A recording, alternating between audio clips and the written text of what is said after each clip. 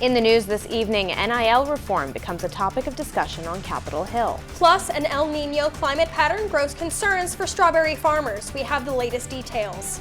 And Tom Petty weekend is here. We have more on the events celebrating his birthday and legacy. First at 5 starts right now. First at 5. From the University of Florida's College of Journalism and Communications, you're watching WUFT News. Welcome to WUFT News. First at 5, I'm Sandra McDonald. And I'm Serra Sowers. Thank you for joining us. The rise of name, image, and likeness, better known as NIL, has created a shift in the layout of college athletics. Athletes competing at one of the highest levels of their chosen sport have the opportunity to profit off their personal brand, but some argue more needs to be done to protect all parties involved. WUFT's Emilio Boutros has been reviewing the story all day. Emilio, what did you find out? NILs have changed the game for many student athletes who cannot profit off their hard work and success within their given sport. Some believe the biggest problem with the current state of NILs is a lack of regulation within the industry. With no specific guidelines, many athletes are unable to utilize their brand to fullest capacity. Name, image, and likeness have been on the forefront of the college athletic discussion for years. At the University of Florida, even in the middle of the season, players take full advantage. UF quarterback Graham Mertz and a couple other UF football stars had a meet and greet at a local T-Mobile, where he connected with Gators fans, all thanks to NIL. Yeah, I think NIL does a great job of really allowing us to get in the community, meet people, and like I said, really meet fans face to face and interact with them. The rise of NIL serves as a game changer to the landscape of college sports, opening the door for people like the director of UF NIL, Ben Chase, to guide young athletes. NIL's unlock the ability for our athletes from every sport to, make money, right? We have gymnasts on campus that are doing deals with national brands, international brands, and I think it's really given energy to the sport. To all athletes. People like Chase are just a small part to a larger conversation about this new form of business, with talks of NILs even making its way to the steps of Capitol Hill, where athletes, including former UF gymnast Trinity Thomas, who advocates for reform within this new system. One of the parts of NIL that makes it difficult for student athletes is the varying laws and regulations that are in place from state to state. There currently is no single standard that applies to all student athletes in all sports, which oftentimes leaves us confused. In some cases, the different laws also place certain student athletes at a disadvantage depending on where they go to school. Although somewhat changed, others believe that's the wrong direction. Kind of a pushback of this new market emerging and looking for some regulations and ways to regulate athletes, all of which might not be good. Despite the debate, the landscape of NIL will continue to change the score for athletes and endorsements. Conversations are still ongoing regarding the topic of new legislation. Live in the studio, Emilio Boutros, WUFT News. The chill is in the air, and I've been ready for sweater weather for months, Sarah. Oh yes, it's a welcome change from all this heat. WUFT's Julia Haley joins us now with the weather forecast. That's right, the chill is in the air and we're seeing some breezes throughout this evening. 25 miles per hour in Gainesville and even 29 miles per hour in Jacksonville. So staying windy, but sunny skies overall, especially if you want to make your way out even to the First Coast, St. Augustine, seeing those sunny skies overall. So a great evening to get out, maybe go get some dinner with your friends or family and just enjoy the outdoors while you can. Temperatures sitting in the 80s overall, 79 Ocala and even 80 for Gainesville. And for this evening, I'll let you know if you'll need your jacket for this weekend, dropping into the 60s. The weather pattern this growing season could have some serious effects on a lot of people's favorite fruit. The National Weather Service issued an El Nino advisory for the upcoming winter. Puddles of rain collecting on the grounds of empty farmers markets could become a more common sight. Strawberries in the Sunshine State thrive during the winter months due to the typically drier conditions, but an El Nino climate pattern usually means wetter and colder weather. The potential for more moisture is leading to growing concerns among local strawberry farmers of a fungus outbreak. Chief Meteorologist Jeff George says this winter could be just as unpredictable as the current hurricane season. So it's an overall pattern. It's like an average pattern because there are some El Nino winters that don't do what we expect them to do, like what happened this past hurricane season. One local farmer says this year she's going to plant her strawberries in pots so they can be taken inside on cold nights. Another farmer says he isn't concerned about the El Nino advisory and doesn't think it will impact his season. Authorities arrested a man who they say threatened to commit a school shooting. Gainesville Police Department received an alert from the Florida Department of Law Enforcement after a video was posted on Instagram. Officials say the video revealed Daniel Dominguez sitting down next to his AR-17 and expressing how he wanted to go into a middle school and start shooting. GPD located and arrested Dominguez near his home. He is currently held at Alachua County Jail on a $2 million bond. And a former Florida state lawmaker has been sentenced after committing COVID-19 funding fraud. Former state representative Joseph Harding was sentenced to 4 months in federal prison after he pleaded guilty to wire fraud and money laundering. According to prosecutors, he fabricated the number of employees and submitted fake bank statements and COVID-19 relief loan applications. Harding acquired more than $150,000 in small business administration loans. The special agent in charge of the case at the IRS Criminal Investigations Unit said Harding lost the public's trust by stealing funds meant to help those who elected him. Harding is ordered to surrender by noon on January 29th. And scooter accidents in Gainesville have risen 70% in the past 3 years. In 2022, 68 scooters were involved in accidents. This year's numbers are following a similar pattern. GPD Corporal Gilberto Gonzalez says because scooter drivers are more vulnerable, they must take extra safety precautions. We just want drivers or scooter moped drivers to just take a little bit more responsibility, just like our motor officers do, and just be a defensive driver. Like really be aware of your surroundings when you're trying to get from point A to point B and do it as safely as possible. He urges scooter drivers to wear a helmet, protective eyewear, and clothing. Wearing headphones is a common cause of driver distraction, and it is illegal. GPD hosts a free motorcycle safety course each month, teaching the best techniques to avoid an accident. Those interested in the safe motorcycle and rider training should contact GPD for more information. And a monkey sanctuary in North Gainesville is asking for support to build new enclosures. The Jungle Friends Primate Sanctuary was started in 1999 when owner Carrie Bagnall rescued 13 neglected monkeys. Today there are 204 monkeys of many species. The capuchin monkeys, like Jack and Abby here, are some of those expected to move to new homes soon. The idea to create the new enclosures came when a few monkeys got frostbite and needed medical attention. The project will also make it easier for volunteers to transfer the monkeys during hurricanes. Another reason to build the enclosures is to create a variety of living situations. Most of the monkeys came from poor conditions and have trouble adjusting. The new housing will give them an opportunity to experience both outside and inside habitats. Their individual personalities depend on how they adjust. Some are afraid of the grass at first, and some are afraid of the wind, and some of the other ones just go right out, the brave ones. So it really depends. In order to complete this project, Jungle Friends Sanctuary is looking for over $15,000 in donations, as well as any volunteer help they can get. Anyone interested in volunteering can email volunteerjunglefriends.org. It's Tom Petty's birthday. The celebrations have already begun throughout the city. WUFT's Serra Hauer is live in the studio. Sarah, you visited the festivities for a bit today. Tell us how the fans decided to celebrate here in Gainesville. I did, and it was quite the celebration. Generally, around 2,000 people show up to this event yearly to celebrate the one and only Tom Petty. The Tom Petty Nation, the official fan club of Petty, put together the 3-day music festival in honor of Petty in his hometown Gainesville. 6 years after Petty's death in 2017, thousands of fans are celebrating him at the Heartwood Soundstage. Dozens of musicians will play original music inspired by Petty, according to the Tom Petty Weekend website, where fans can buy tickets. One fan says the community keeps the event alive. I think it's great to celebrate not only him, but this venue. You know, it's such a good place, and it's only by community support that it keeps going strong like this. And although his birthday is celebrated today, fans remember him every home game by singing "I Won't Back Down."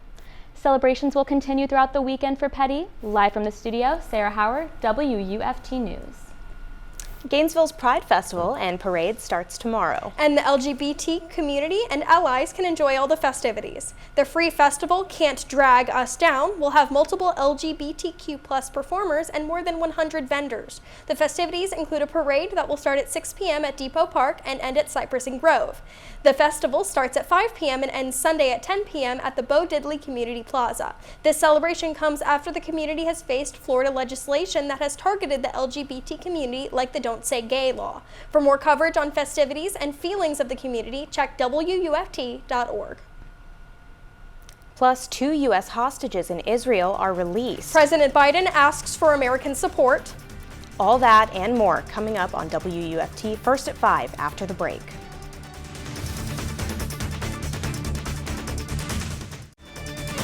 You're watching WUFT-TV News. Welcome back. Hamas announced today that it has released 2 U.S. hostages after nearly 2 weeks. Hamas kidnapped 2 Americans after an attack on Israel on October 7th. Israel says the hostages were taken to Gaza, but their exact locations are unknown. Defense forces say that most of the 200 people taken that day are still alive. More than 20 abducted are under the age of 18, and nearly a dozen others are over the age of 20. 20 or more Americans are still missing. And President Biden is calling on the American people to support both Israel and Ukraine. He says the two are vital for American national security. This comes after he returned from his visit to Israel on Wednesday. NBC's Alice Barr has the latest from Washington. As war rages in the Middle East and in Ukraine, President Biden making the case that the distant conflicts directly affect America's national security. History has taught us that when terrorists don't pay a price for their terror, when dictators don't pay a price for their aggression, they cause more chaos and death and more destruction. The president expected to make a pitch to Congress today for $100 billion in aid. $60 billion to Ukraine, the rest for Israel, Taiwan, and addressing the migrant influx at the southern border.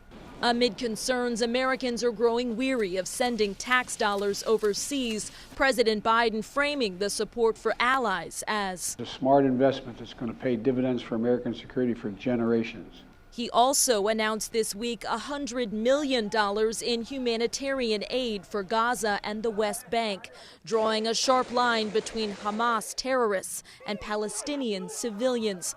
The president has said up to 20 trucks loaded with desperately needed food, water, and medicine could cross from Egypt into Gaza as soon as today. We really want to see them cross, and the numbers that I've seen mentioned are not going to be nearly enough. A growing humanitarian crisis in Gaza under relentless airstrikes and new signs an Israeli ground assault could soon begin, seeking to root out Hamas after its massive and brutal terror attack, as U.S. officials hope to contain escalating tensions in a region on edge.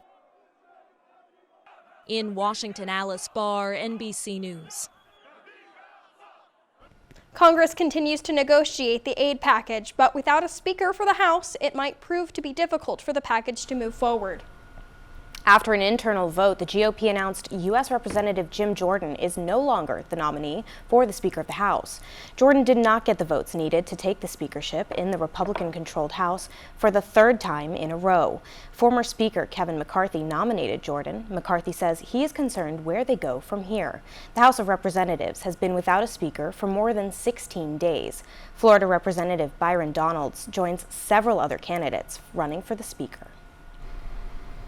Tracking a cold front as we move throughout north central Florida this weekend, seeing that cold front move toward the east, and I'll let you know when you'll need your umbrella after the break. You're watching WUFT-TV News. Sunny skies and some clouds outside of the Ben Hill Griffin Stadium, 80 degrees outside of our studio, but seeing those sunny skies all around north central Florida and a majority of Florida as well. Those temperatures sitting in the 70s and even the 80s, 79 for Gainesville and even 82 for Jacksonville, 79 for High Springs. And we're getting a little bit warmer from what we saw yesterday, but still around the same temperature. But we're dropping overnight into the mid 60s, seeing those sunny skies for this evening, a perfect evening to get outside and soak up the sun, maybe even go get some dinner with your friends and family, and then we'll see those temperatures drop with those clear skies overnight. Saturday morning, we are sitting in the 60s here in Gainesville and 62 Ocala, 58 for High Springs, so a little chilly jacket weather, but we are seeing this cold front move through, which is going to bring some drier weather, some showers though along that cold front as it moves into Saturday afternoon. And for your Saturday, it's a perfect day to go out to the pumpkin patch and enjoy that fall weather with those sunny skies. And also we'll see those breezes from that cold front. Same with Sunday, but we'll see those clouds start to build up after that front passes. 83 for your high for Sunday. And also El Nino, as an advisory was issued, we are seeing those cooler than normal temperatures here in Florida. But not only that, we are seeing some wetter than normal conditions here in Florida as well. So you may see some showers a little bit later, but for this winter, you will be seeing those cooler than normal conditions. And also we'll see that above normal sea surface temperature trend and also some weaker trade winds. Also here, a little bit less potential for storms in Florida and near the Caribbean and the Bahamas. So this is expected to last till about spring, and then of course they'll reevaluate from there. And for your 7-day outlook, Saturday, sunny skies, same for Sunday. It's a great day to get out and enjoy that fall weather. And then we're staying in the 80s throughout the rest of the week and into your next work week. Coming up on sports, we'll recap Gator Soccer's first home conference win of the season. We'll take a look at some other big accomplishments for the team and more when we return from the break.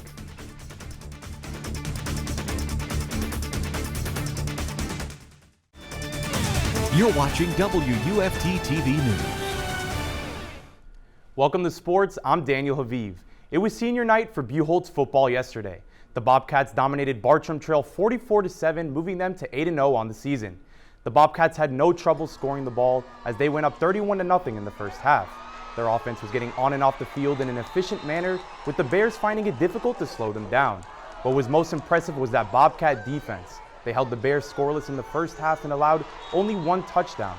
Their unit is led by Gator commit linebacker Miles Graham, who showed absolutely no remorse for the opposing side's players. Buchholz faces Fleming Island a week from now in search of their 9th win. For some Friday night lights, it's a busy slate. The undefeated St. Augustine Yellow Jackets face Gainesville at Citizens Field. Kickoff there is set for 7 p.m.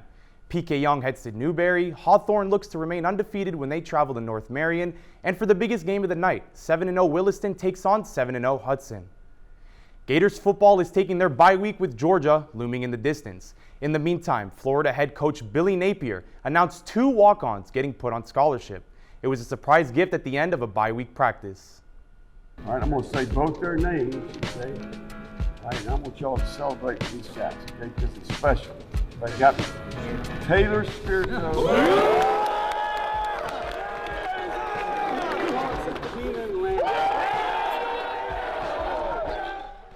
Taylor Spirito is a sophomore wide receiver from Franklin, Tennessee, and Keenan Landry is a redshirt sophomore from Jennings, Louisiana.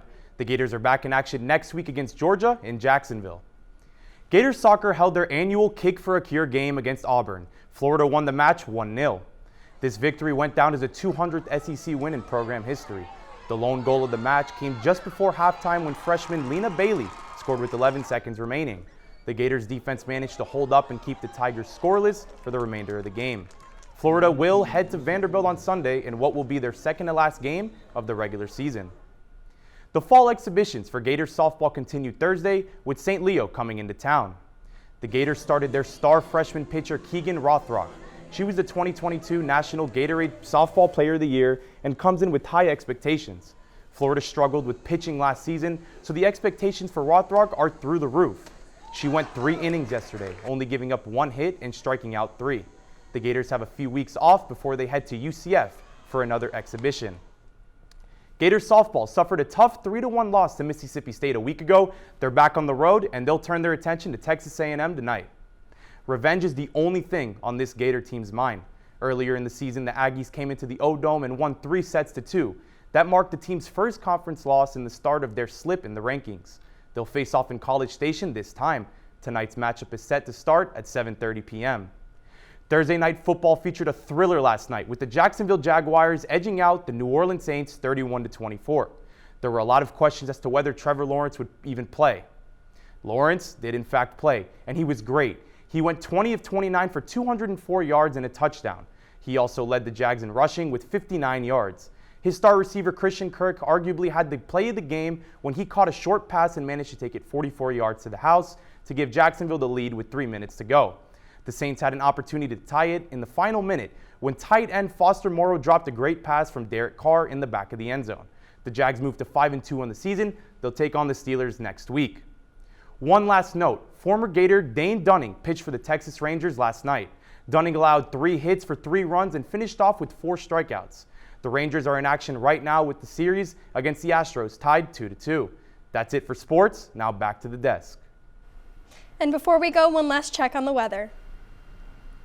Sunny skies for your evening. It's a perfect evening to get outside, maybe go to a pumpkin patch or a corn maze and just enjoy that nice weather. Same for your Saturday and your Sunday, seeing those sunny skies with some clouds as a cold front moves through, and then we're staying in the 80s. Those highs in the 80s are lasting not only for Saturday and Sunday, but also Monday and Tuesday, with those lows sitting in the 60s for your Saturday, and then Sunday dropping a little bit into the 50s and staying in the 50s. So if you're going for a run on Sunday or even Monday, you may need that jacket as it is just a little bit chillier for those lows. Seeing those sunny skies lasting though throughout the whole week, and then seeing those clouds start to pop up not only on Sunday and Monday, but throughout the end of the week as well. Thanks, Julia. BBC World News is next, and the PBS News Hour is coming up at 7. Remember, your Florida news is always on at WUFT.org. Have a good night.